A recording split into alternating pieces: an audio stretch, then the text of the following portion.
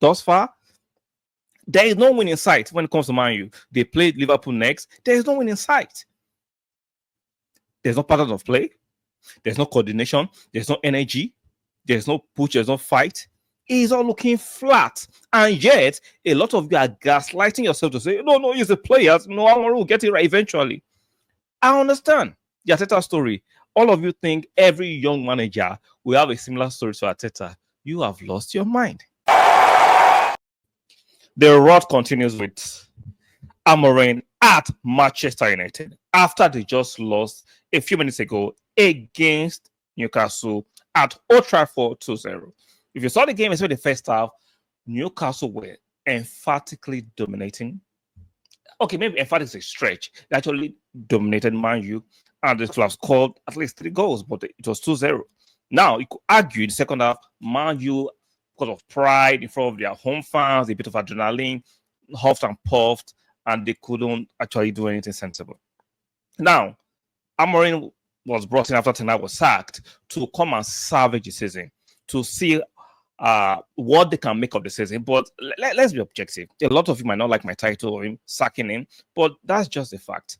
See, I understand the sentiment of a lot of Manchester United fans who want him to succeed.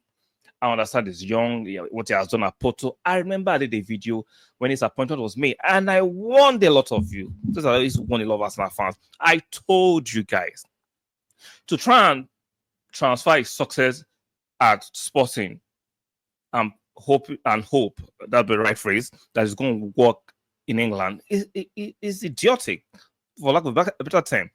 He was at one of the top clubs in Portugal, in Sporting. He had the better players than the rest of the teams. And the rest of the teams are relatively poor in comparison to the English Premiership, where you have decent teams in mid-table. Even at the bottom of the league, you have decent teams who can hurt you on the day you're not good. Now, you come from Sporting and change the formation of Man U players. They're struggling with playing 4 at the back, and you turn to 3 at the back. And you expect them, with no preseason, with no match to test run, this experiment is going to work during the season. You must be out of your mind. I called it. It's not rocket science. It's not rocket science. See, I understand the deviant support of Man United faithfuls for this manager because they want him to succeed. You guys have hyped him up to the high heavens. I now understand. But the reality is that it is not working.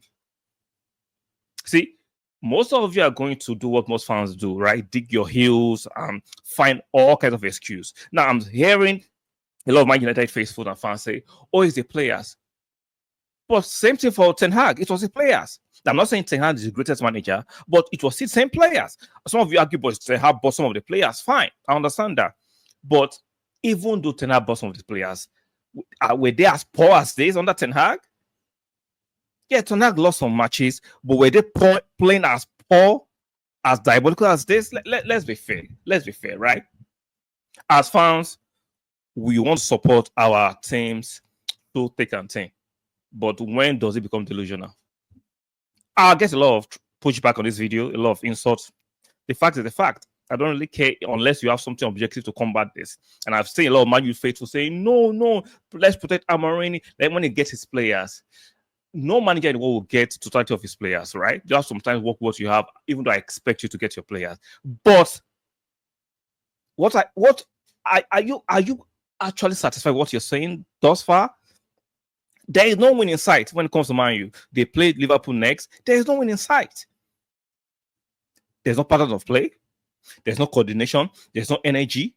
There's no push. There's no fight. It's all looking flat. And yet, a lot of you are gaslighting yourself to say, no, it's the players. No, Amorim will get it right eventually. I understand the Arteta story. All of you think every young manager will have a similar story to Arteta. You have lost your mind. Even Arteta, when he came to Arsenal, adjusted by playing 5 at the back. Arteta plays traditional 4 at the back. Now we can see what he plays, but he knew he didn't have certain players. He adjusted. Amorim is so stubborn, stuck on playing 3 at the back, even though the players he will need for that kind of formation to thrive in the Premier League, he doesn't have it, but he's stuck on stubborn and stupid. And Man U are plummeting further down the table. When does it become a state of emergency for Manchester United and their fans? Because you are going to overly protect this guy until you see that relegation is actually a realization that can actually become very, very real. That's just the fact. You cannot. You guys are 14th right now. 14th.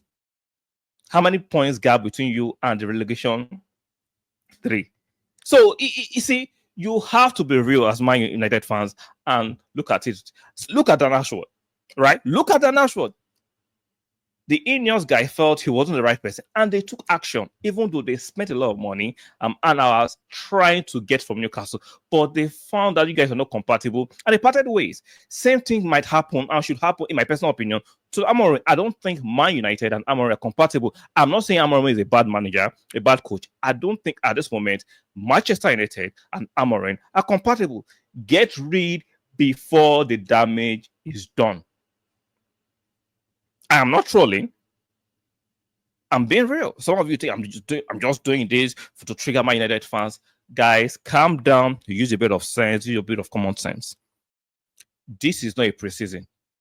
You are in a real season, and results are not looking good. And the body language of the players, the performance are horrible. The body language of players is horrible. The results are horrible. When will it become imminent that you have to do something drastic? Is it when you cannot salvage anything anymore? Maybe I'm wrong, but I will sack him right now. And I think there are bases for sacking Amorim at the moment. I understand you guys want him to succeed. The hype around him is young. But like I said, maybe you guys are not just compatible at this moment. And you cannot sabotage the future of Manchester United for the ego of a few fans or the ego of the manager. You just have to do what is needed to be done. I will sack him.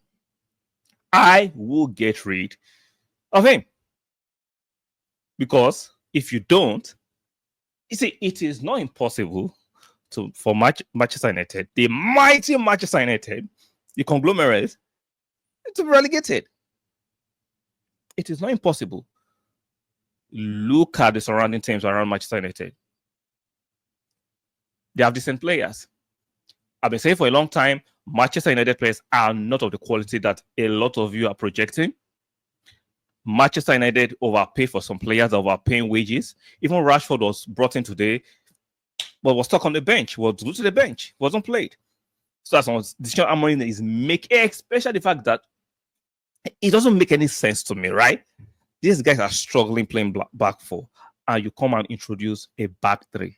It does not make sense. I don't care what he has done in Portugal. That is Portugal. The Portuguese league is not as fiercely competitive as the English Premiership. Let's tell ourselves the truth. It is not on the same level. The mid-table teams are not on the same level with the mid-table teams in England. The top 10 Portugal is not the same thing as the top 10 in England. So this thinking, which is myopic and overly simplified, that was what he did in Portugal, he can transfuse it and do it in England. It's an overstretch, and we are saying it with our eyes objectively. And those who are saying he will eventually get it right, you are being overly optimistic. You are being overly optimistic about Amorim eventually. If he doesn't get it right, what happens? If he doesn't get it right, what happens? So, guys, let me know what you think in the comment section. For me, even though I'm not a Manchester United fan, and some of you want to take my opinion too seriously, but objectively, I'm not trolling. I'm saying the fact that because I like competitive football, I might not like Manchester United, but I like competitive football. Manchester United are bigger than their position they are right now. Let's call it true. And the fact that this manager, even though he's relatively new, is struggling this bad, you just have to make sometimes a drastic decision. You just cut your losses sometimes. This overly optimistic hope he will get it right. If he doesn't get it right, what happens? Let me know in the comment section. Like the video on your way out, very important. Subscribe if you're new here, and make sure you turn on your notification bell. I'm sure I've ruffled a few feathers. Some of you will not like what I've said, but it is what it is. And I'll see you guys in the next one. Bye for now.